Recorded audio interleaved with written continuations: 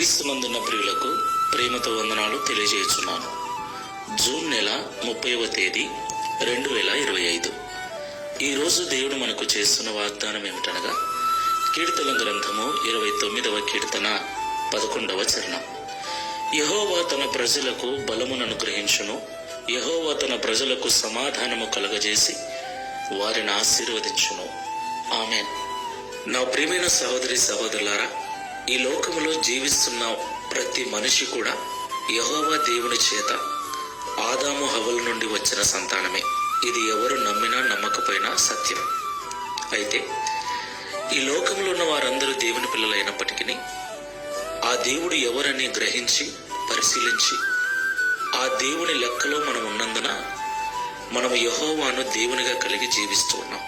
ఆయనే మన సృష్టికర్త, ఆయనే మన నిర్మాణకుడు, ఆయన గొర్రెలం మనం. దేవునికి మహిమ కలుగును గాక. అయితే ఈ లోకంలో ఆయన పిల్లలుగా జీవిస్తున్న మనకు సుఖ జీవితం ఏమీ లేదు.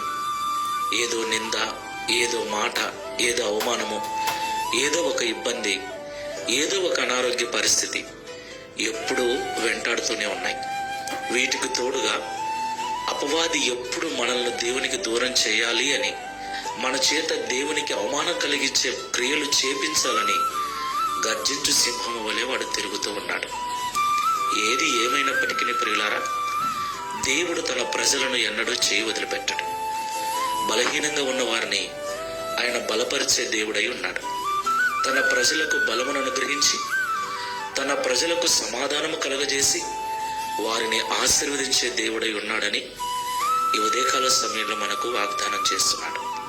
కాబట్టి మాటలు వింటున్న ప్రియ సహోదరి సహోదరులారా, దేవుని పిల్లలుగా జీవిస్తూ బలహీనులుగా ఉన్నారా, అనారోగ్యంతో ఉన్నారా, అసమాధానపు స్థితిలో ఉన్నారా, కొరతలతో ఉన్నారా, భయపడకండి.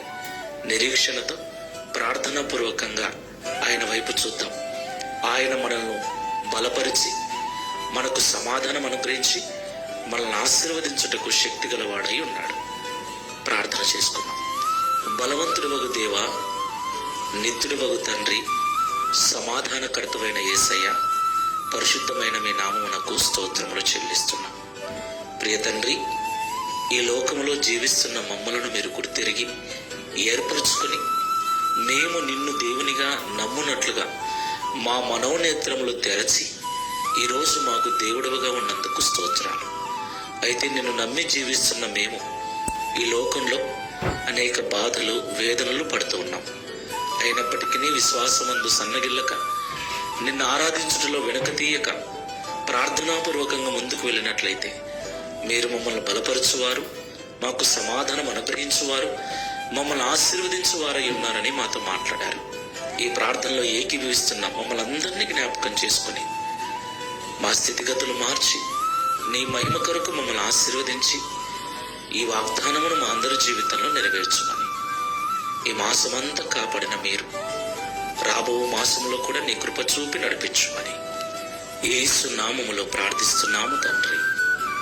ఆమేన్. Praise the Lord. God bless you.